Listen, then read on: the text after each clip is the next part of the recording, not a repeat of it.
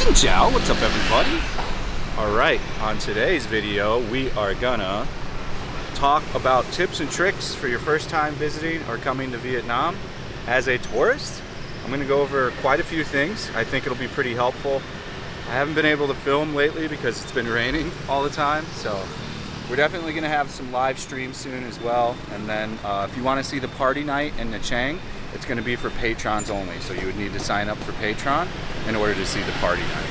So let's just get into the content that I'm here to discuss. So yeah, we're going to just start off here for a second. So here's some pretty decent tips and tricks for when you come to Vietnam and how not to lose your stuff, or etc, etc, etc. The first thing I would say, if you're not going to carry around a man purse, which a lot of guys don't want to, I know I didn't want to use a man purse when I first came over, but he's got one on right now. It's a backpack style, but if you don't want to use a man purse, get some shorts with zipper pockets. Zipper pockets will come in very, very clutch. There's a nice pair on Amazon. They're black. I think they're like $12. Get 2 or 3 pairs of that. And then as far as clothing goes, you don't need to pack heavy on the clothing, especially if you're a guy, you know. Bring 2 or 4 or 5, 6 pairs of underwear, 2 or 5 pairs of socks, good pair of sneakers, 2 or 3 shirts, because you'll probably buy some shirts here. You don't need to pack heavy. The weather is always hot, especially if you're going to be in Saigon. So you just need shorts and a t-shirt. And if you're not going to walk far, flip-flops will suffice. But if you are going to do some walking, I would recommend that you do get some really nice shoes and bring those with you. I walk anywhere from 15,000 to 20,000 steps a day, so I invest in good sneakers for that type of stuff. But is crime really bad here? Not that much. It's really petty theft crime. You know, it's walking around with your cell phone in your hand at 2 a.m. and you're crossing the street like this and somebody on a motorbike can grab it from you. Of course, if you're like a girl and you're out at 2 a.m. by yourself, you could possibly get mugged. You know, petty theft is pretty common here, but it's pretty easy to avoid it if you have your wits about you. Now, as far as clothing goes for women, I would also shorts and t-shirts, man. Shorts and t-shirts. I don't think you're going to be needing much pants here. I mean, the Vietnamese women wear pants, but if you're not used to, like, you know, 96-degree weather and high humidity, yeah, pants aren't going to do you any good. You need shorts or a sundress or a dress, and again, comfortable shoes. I wouldn't even be worried about packing high heels. I mean, that's up to you, but I don't think you'll have too many opportunities to use them, and I just don't see why need it.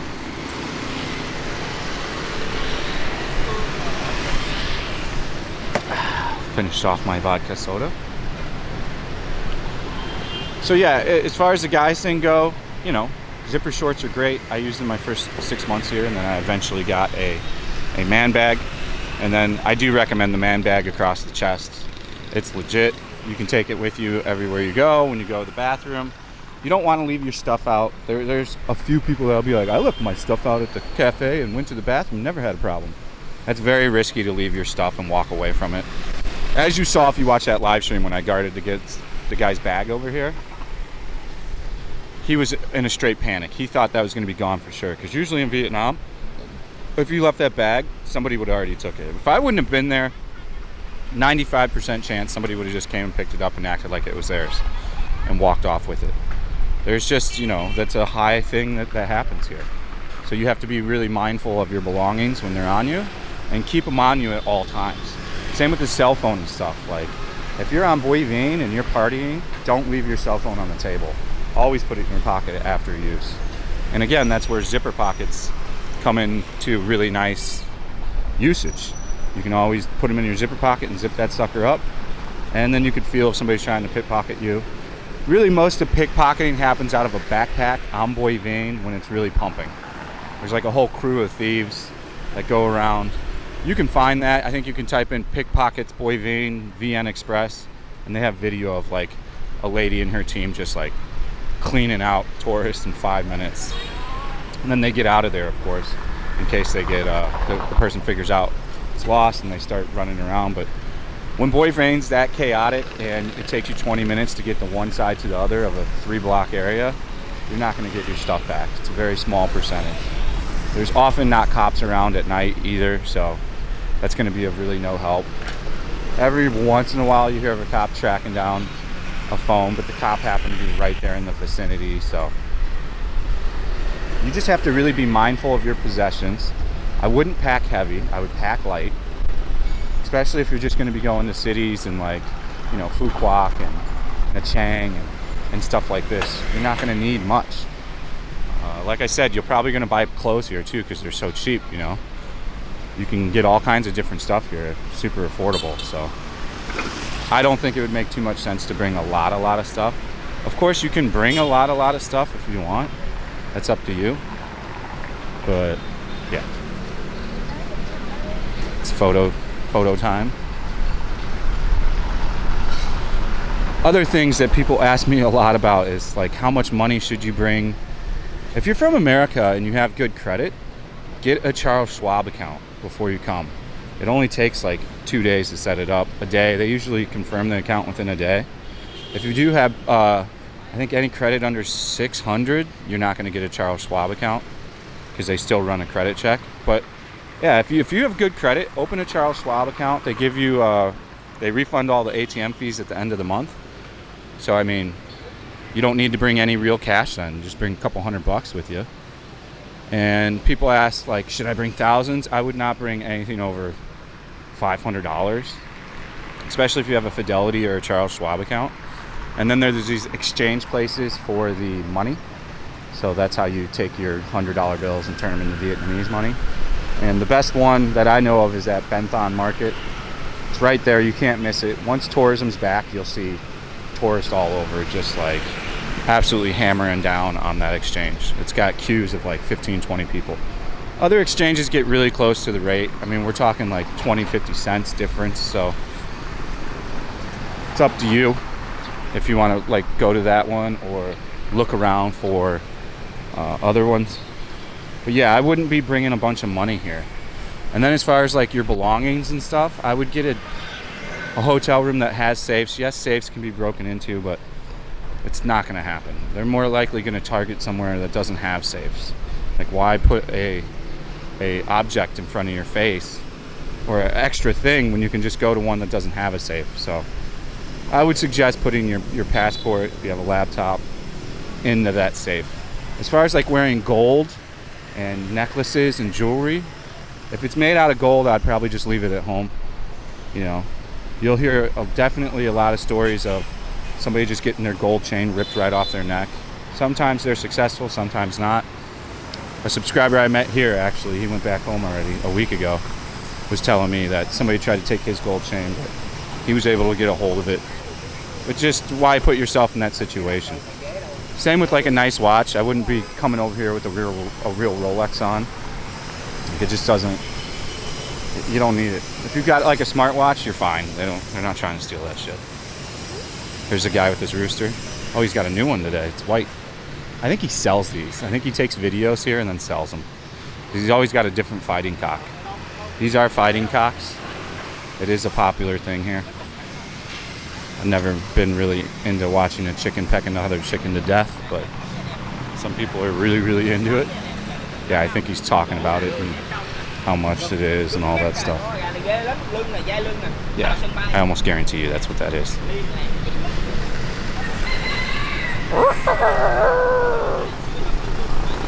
So it's just more of like, overall it's safe here. Like, there has been a lot of you know, occasionally you'll see like a knife stabbing, but it's usually like a lover killing his wife for cheating on her, or a drunk guy, you know, killing his wife, or vice versa. It almost always involves alcohol, and it's almost always Vietnamese on Vietnamese. You rarely see anything about like a foreigner getting murdered, and usually it's by another foreigner and they're in some kind of business. Like, I think the big one last year was a Korean guy killed another Korean guy because he didn't pay him money. He chopped him up and put him in a bag. But you don't see that frequency. There's no guns here except the military. Occasionally a Vietnamese has a gun, like a homemade type deal or something from the war, but yeah, you don't, it's not a big problem here at all.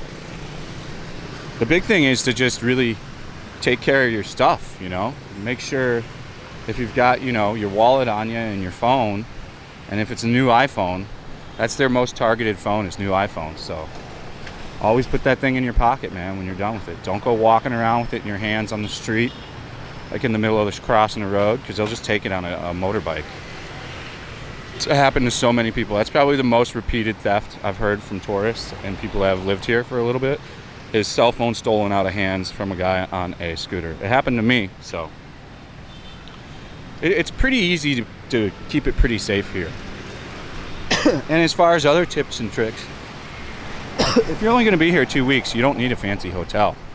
You just need a 2 or a 3 star that's secure and has a safe and that has decent location, because you're not going to be at the hotel like ever. There's so much stuff to do. It's, you know, only places you're going to be at your hotel potentially is like Nha Trang, Da Nang, Phu Quoc. I don't know if you need to go and see Vung Tau on a trip. It's nothing that special. Vung Tau's kind of got a dirty beach. It's not really swimmable water. There's trash everywhere. Seafood's not that good. Yeah, Vung Tau's alright. It doesn't need to be on a trip though. And Hanoi's the same thing. You're not going to need to really having too nice of a hotel. You're going to be out exploring the city and doing the tourist attractions around that city. Now we're going to do a live stream to figure out where I'm going to go next and to raise funds for that trip. So just keep on a lookout for that. If you do want to see that live stream and help determine where we're going to go and contribute to that trip, make sure you're subscribed and you have the bell set to all. And then that way you'll know when I'm going to be streaming. If you want to know when I'm going to stream ahead of time, it's all posted on the Discord.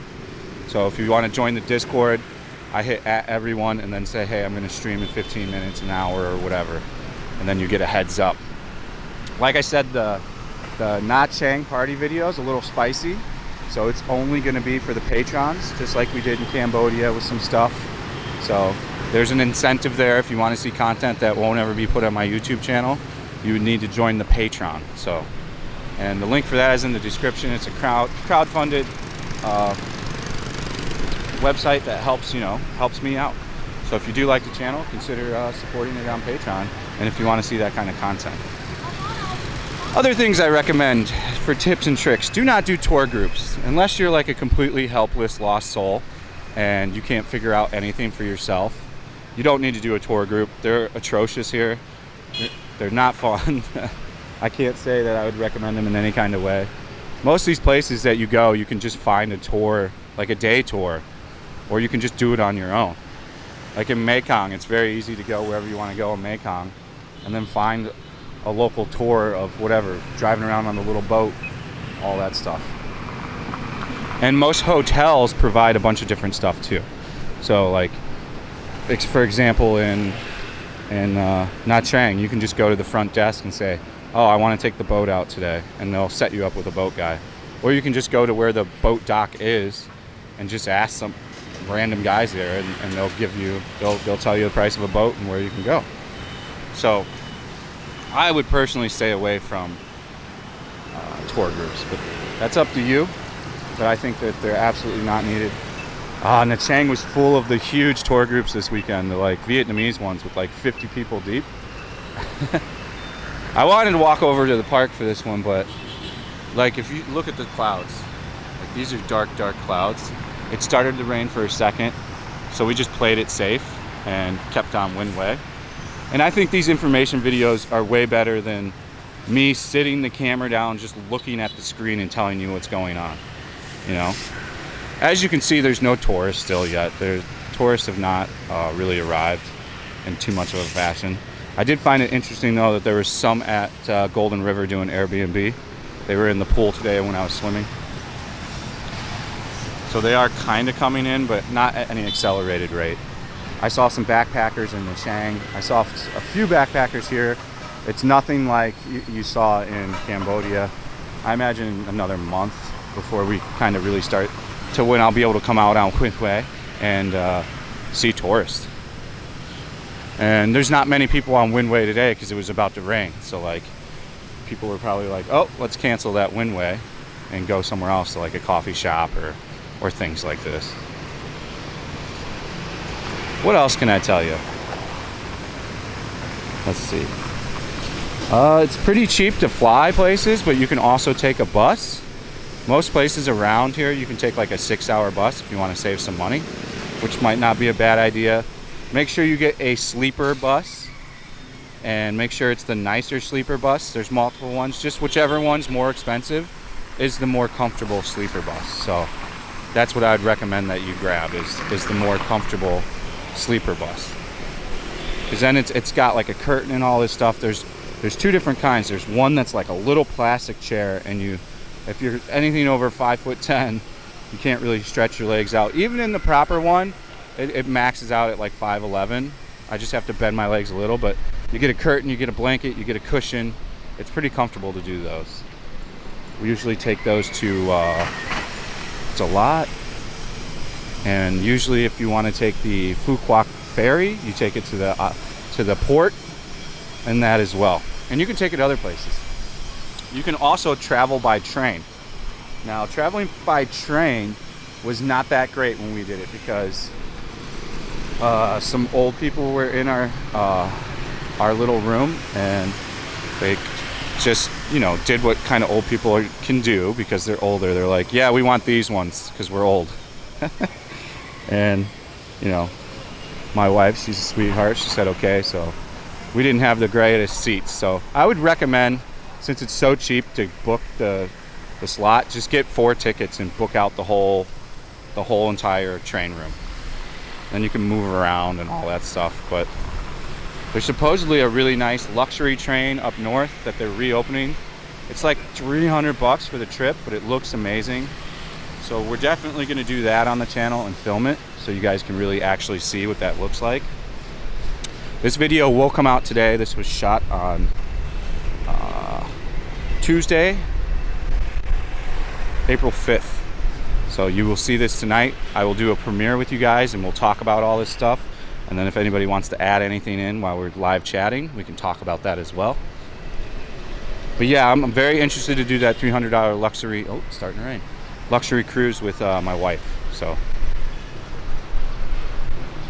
and the areas we're probably going to be talking about for the next destination are going to be Hai Long Bay, which Winnie says is highly boring, and a lot of other Vietnamese too. That's why I haven't really gotten there yet. Seems to be like a hot place that tourists want to go, but from my understanding, it's really just, you know, you take the boat ride thing once, you go in between some cliffs. Not really much more to it. So we'll probably do it because I want to conquer kind of every area in Vietnam and have it filmed. Another thing, like what kind of budget should you be having for your vacation? If it's a 2-week vacation and you're going to be in Saigon the whole time and you're a single dude and you're going to party, $100 a day. People are going to disagree with that, but I'd say $100 a day, easily, depending on what you're going to do. Now, if you're a couple and stuff, it could be $50 a day. But I would put it anywhere from $50 to $100 a day if it's a 2-week vacation, in my opinion. You're going to be wanting to buy shit, buy clothes, eat nice food. You know, of course, you're going to have a few banh mi's, phas and stuff, but your typical person's going to want to have some nice sushi one night or a Korean barbecue, or, you know, and they're really, oh, it's really kicking off the rain now. We're in full rain mode. All right, let's get back over here. Let me check the lens. Oh shit, we already got water on the lens too. I gotta bust out the umbrella. Let's get this umbrella action going. Yes, the camera angle's terrible.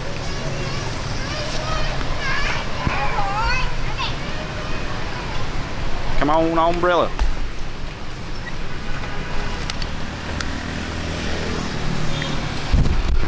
Oh shit, I hit the camera. Ahoy. Oh, it's extreme wind too, guys. I guess you consider that a blooper, but am I gonna cut that out? Hell no. That's why I'm a raw vlogger, you keep it real. I think we actually covered everything. I was able to ink in a video today, even though it was looking impossible. And I think this is actually a really good video, so let me know what you guys think in the comments. I'm sure I missed some stuff. That's why I'm gonna do the premiere, so you guys can bring that stuff up in the premiere and we'll fully really talk about it. All right, guys, stay frosty. See you on the next one. Peace out.